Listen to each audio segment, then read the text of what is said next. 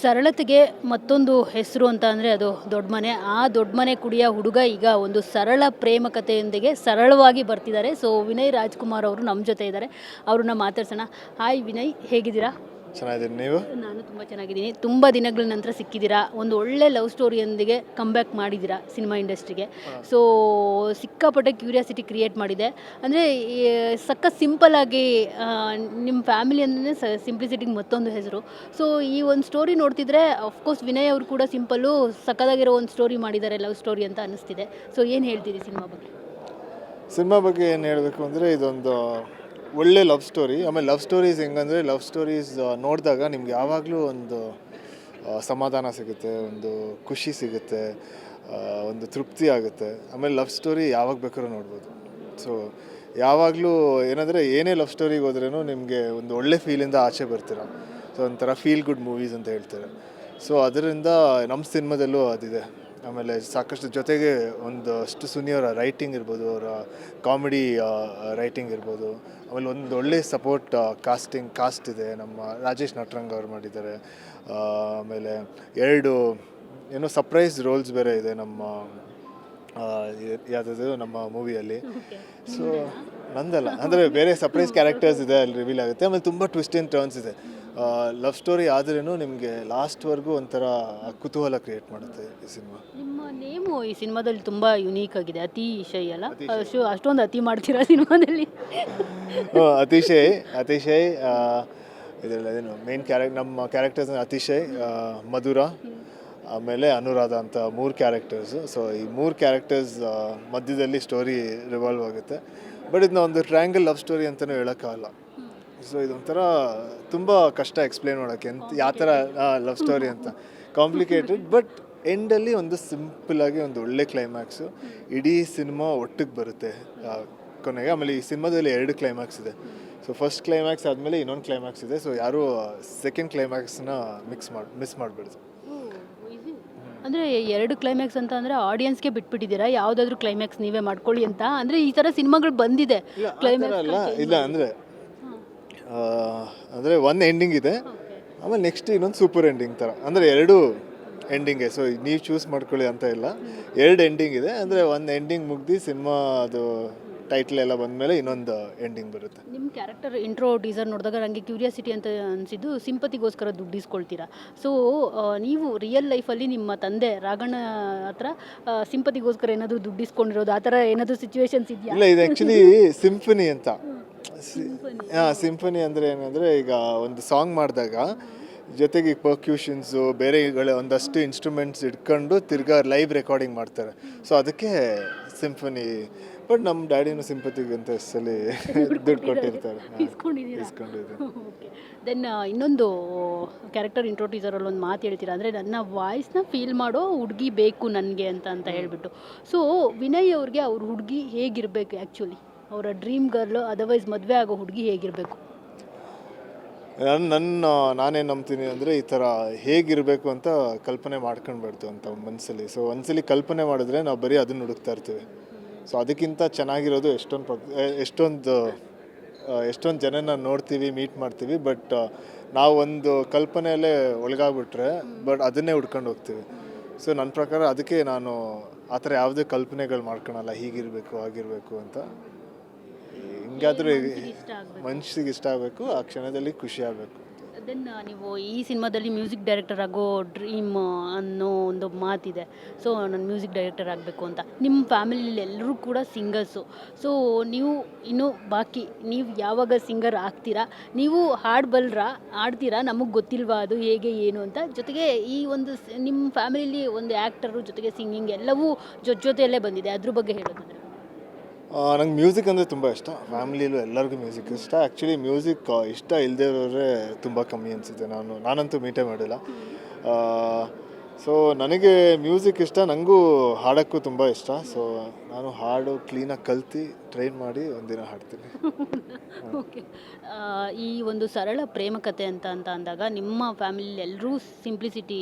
So ಒಬ್ಬೊಬ್ಬರು ಹತ್ರನೂ ಈಗ ಯಾರನ್ನಾದ್ರೂ ಕೇಳಿದಾಗ ಯಾರ ಥರ ಇರಬೇಕು, ಯಾರ ಥರ ಸಿಂಪಲ್ಲಾಗಿರಬೇಕು ಅಂತಂದರೆ ಎಲ್ಲರೂ ನಿಮ್ಮ ಚಿಕ್ಕಪ್ಪನ ಹೆಸರು ಹೇಳ್ತಾರೆ, ಮತ್ತು ದೊಡ್ಡಪ್ಪ ಹಾಗೆ ತಾತನ ಹೆಸರು ಹೇಳ್ತಾರೆ. ಅವರವರಲ್ಲಿ ಒಂದೊಂದು ಕ್ವಾಲಿಟೀಸ್ ಅಂದರೆ ಸಿಂಪಲ್ ವಿಚಾರಗಳನ್ನ ನೀವು ಪಿಕ್ ಮಾಡ್ಕೊಳ್ಳೋದಾದರೆ ಯಾವುದದು ಅಂತ ಈ ಸರಳತೆಯಲ್ಲಿ ದಿ ಬೆಸ್ಟ್ ಸರಳತೆ ಅಂದರೆ ಎಲ್ಲರೂ ಅಷ್ಟು ಸರಳ. ಯಾವ್ದು ಸರಳತೆ ತುಂಬ ಅದನ್ನು ನೀವು ಪಿಕ್ ಮಾಡ್ತೀರಾ, ನೋಡಿರೋದು ನೀವು ಅದನ್ನು ಅಳವಡಿಸ್ಕೊಂಡಿದ್ದೀರಾ ಅನ್ನೋದು? ಅಂದರೆ ಅವ್ರು ಎಷ್ಟೇ ದೊಡ್ಡ ಸ್ಟಾರ್ ಆದ್ರೂ ಒಂದು ಕಾಮನ್ ಮ್ಯಾನ್ ಥರ ಬಾಳ್ತಾರೆ. ಸೊ ಅದೇ ಬಿಗ್ಗೆಸ್ಟ್ ಟೇಕ್ ಅವೇ ಅವರಿಂದ ಕಲ್ತಿರೋದು. ಎಷ್ಟೇ ಗ್ರೇಟ್ನೆಸ್ಸು, ಎಷ್ಟೇ ಫೇಮಸ್ಸು, ಎಷ್ಟೇ ಫ್ಯಾನ್ಸ್ ಇದ್ರೂ ಒಳ್ಳೆ ನಾರ್ಮಲ್ ಸಾಧಾರಣ ವ್ಯಕ್ತಿ ಥರ ಬಾಳ್ತಾರೆ. ಸೊ ಅದು ತಾತನಿಂದ. ದೊಡ್ಡಪ್ಪನಿಂದ ಸಿಂಪ್ಲಿಸಿಟಿ ಅಂದರೆ ಅವ್ರು ಯಾರ ಜೊತೆ ಬೇಕಾದ್ರೂ ಬೆರೀತಾರೆ. ಆದರೆ ಆಮೇಲೆ ಯಾರ ಜೊತೆ ಬೇಕಾದ್ರೂ ಖುಷಿಯಾಗಿರ್ತಾರೆ. ಸೊ ಅವ್ರಿಗೆ ಇಂಥದ್ದೇ ಆದ ಜನ ಅಂತ ಬೇಕಿಲ್ಲ. ಯಾರ ಜೊತೆ ಆದ್ರೂ ಟೈಮ್ ಸ್ಪೆಂಡ್ ಮಾಡ್ತಾರೆ. ಆಮೇಲೆ ಅಷ್ಟು ಟೈಮಲ್ಲೂ ಅವ್ರನ್ನೂ ನಗಿಸ್ತಾರೆ, ಇವರು ನಗ್ತಾರೆ. ಸೊ ಅದು ನನಗೆ ತುಂಬ ಇಷ್ಟ. ಚಿಕ್ಕಪ್ಪನ ಬಗ್ಗೆ ಅಂದರೆ ಅವ್ರದ್ದೇನಿಲ್ಲ, ಒಂದು ಸಿಂಪಲ್ ಅವ್ರದ್ದು ಸ್ಮೈಲ್ ಅಷ್ಟೇ. ಸೊ ಆ ಸ್ಮೈಲಿಂದ ಏನು ಬೇಕಾದ್ರೂ ಗೆಲ್ತಾರೆ. ತಂದೆಯಿಂದ ಅವ್ರ ಮಾತುಗಳು, ಅವ್ರದ್ದು ಎಷ್ಟೇ ಸಿಂಪಲಾಗಿ ಮಾತಾಡಿದ್ರೂ ಅದ್ರ ವೆಯ್ಟೇಜ್ ತುಂಬ ಇರುತ್ತೆ. ನಿಮ್ಮ ಫ್ಯಾಮಿಲಿಲಿ ಎಲ್ಲರೂ ಸಖತ್ ಸಿಂಪಲ್ಲಾಗೇ ಇರ್ತಾರೆ. ಯಾರೂ ಕೂಡ ನಿಮ್ಮನ್ನು ಆತಿಥ್ಯ ಮಾಡೋದು ತುಂಬಾ ಈಸಿ. ಯಾಕಂದರೆ ಅದೇ ಬೇಕು ಇದೇ ಬೇಕು ಅಂತ ಯಾವತ್ತೂ ಹೇಳ್ದೋರೇ ಅಲ್ಲ ನಾವು ನೋಡಿದಾಗೂ ಕೂಡ. ಸೊ ನಿಮಗೆ ರಕ್ತಗತವಾಗಿ ಬಂದಿರೋದಾ ಅದು? ಅದರ್ವೈಸ್ ತಾತನ ನೋಡಿ ಕಲ್ತ್ಕೊಂಡಿರೋದಾ? ಅದರ್ವೈಸ್ ಹೇಳ್ಕೊಟ್ಟಿದ್ದಾರಾ ಆ ಥರ ಇದೇ ಥರ ಇರಬೇಕು ನಾವು ಅಂತ? ಗೊತ್ತಿಲ್ಲ ಅದು ಹೆಂಗೆ ಬಂದಿರೋದು ಅಂದರೆ, ಬಟ್ ಇದು ಬಿಟ್ಟು ಇನ್ನೆಂಗಿರೋದು ಅಂತಲೂ ಗೊತ್ತಿಲ್ಲ. ಸೊ ಹಿಂಗೆ ಇರೋದು ಗೊತ್ತಿರೋದು. ಸೊ ಮೋಸ್ಟ್ಲಿ ಅದು ಮನೇಲಿ ಬೆಳೆದಿರೋದು, ಮನೆಯ ವಾತಾವರಣ, ಮನೇಲಿರೋ ಜನ, ಅವರಿಂದ ಹಂಗೆ ಇನ್ಸ್ಪೈರ್ ಆಗಿ, ಇಲ್ಲ ಹಂಗೆ ಸಬ್ಕಾನ್ಷಿಯಸ್ ಆಗಿ ಕಲ್ತಿರ್ಬೇಕು ಅನ್ಸುತ್ತೆ. ಪ್ರೀತಿ ಬಗ್ಗೆ ವಿನಯ್ ಅವರ ವ್ಯಾಖ್ಯಾನ ಏನು ಅಂತ? ಪ್ರೀತಿ ಬಗ್ಗೆ ಅಂದರೆ ಪ್ರೀತಿ ಎಲ್ಲರಲ್ಲೂ ಇದೆ, ಅದನ್ನು ಹುಡುಕಬೇಕು. ಸೊ ಪ್ರೀತಿ ನಮ್ಮಲ್ಲಿರೋ ಪ್ರೀತಿನ ಹುಡುಕಿದ್ರೆ ನಾವು ಎಲ್ಲದನ್ನೂ ಪ್ರೀತಿಯಿಂದ ನೋಡ್ಬೋದು. ಸೊ ಪ್ರೀತಿ ಎಲ್ಲರ ಲೈಫಲ್ಲಿ ತುಂಬ ಇಂಪಾರ್ಟೆಂಟ್ ಇದೆ. ಈ ಸಿದ್ಧಾರ್ಥ ಮತ್ತು ರನ್ ಆ್ಯಂಟನಿ ಸಿನಿಮಾಗಳಲ್ಲಿ ನೋಡಿರೋ ವಿನಯ್ನ ಬಿಟ್ಟು ಇಲ್ಲಿ ಯಾವ ಥರ ವಿನಯ್ ನಮಗೆ ಸಿಗ್ತಾರೆ ಆಡಿಯನ್ಸ್ಗೆ, ಪ್ರೇಕ್ಷಕರಿಗೆ ಅಂತ? ಇಲ್ಲಿ ಅಂದರೆ ಈ ಆಡಿಯನ್ಸ್ ಅಂದರೆ ಅತಿಶಯ ಕ್ಯಾರೆಕ್ಟರ್ ತುಂಬ ಮಾತಾಡುತ್ತೆ, ತುಂಬ ತಮಾಷೆ ಮಾಡುತ್ತೆ. ಇಡೀ ಸಿನಿಮಾಲಿದೆ. ಸೊ ಇಡೀ ಸಿನಿಮಾದು ಏನೋ ಸ್ಟೋರಿ, ಆ ಡ್ರಾಮಾ ಎಲ್ಲದು ಅತಿಶಯನೇ ಕ್ರಿಯೇಟ್ ಮಾಡೋದು. ತುಂಬ ಎಂಟರ್ಟೈನಿಂಗ್ ಕ್ಯಾರೆಕ್ಟರ್ನ ಮೀಟ್ ಮಾಡ್ಬೋದು. ಗುರು ಅವರು ಅವಾಗಲೇ ಒಂದು ಮಾತು ಹೇಳ್ತಾ ಇದ್ರು, ಅಂದರೆ ನನ್ನ ದೊಡ್ಡ ಸ್ಟ್ರೆಂತೇ ನನ್ನ ಅಣ್ಣ ಅಂತ, ವಿನಯ್ ಅಂತ. ಸೊ ನಿಮಗೆ ನಿಮ್ಮ ಗುರು ಯಾವ ರೀತಿ ಅಂತ ಅವರು ನಿಮಗೆ ಸ್ಟ್ರೆಂತ್ ಅಂತ ಹೇಳಿದ್ರು, ನಿಮಗೂ ಅದೇ ರೀತಿನ ಯಾವ ರೀತಿ ಸಪೋರ್ಟಿವ್ ಆಗಿರ್ತಾರೆ, ಹೇಗೆ ಅಂತ?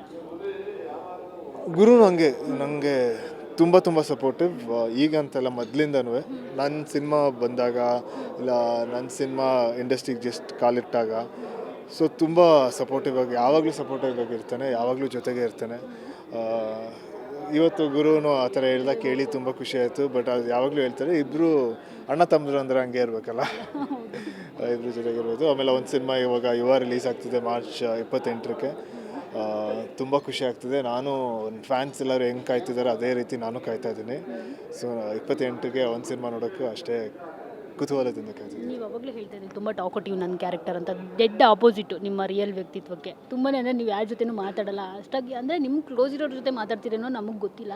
ಸೊ ಹೆಂಗೆ ನಿಭಾಯಿಸಿದ್ರಿ ಅಂತ ವಿನಯ್? ಇವಾಗ ನಿಮ್ಮ ಜೊತೆ ಇಷ್ಟೊತ್ತು ಮಾತಾಡಿದ್ದೀನಿ.